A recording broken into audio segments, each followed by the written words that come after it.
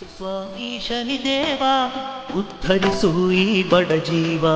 ಕರುಣಿಸ ಸ್ವಾಮಿ ಶನಿದೇವ ಉದ್ಧರಿಸು ಈ ಬಡ ಜೀವ.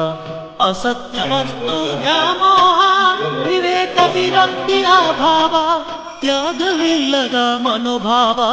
ಕರುಣಿಸು ಸ್ವಾಮಿ ಶನಿದೇವ ಉದ್ಧರಿಸು ಈ ಬಡ ಜೀವ. ಕರುಣಿಸು ಸ್ವಾಮಿ ಶನಿದೇವ ಉದ್ಧರಿಸು ಈ ಬಡ ಜೀವ.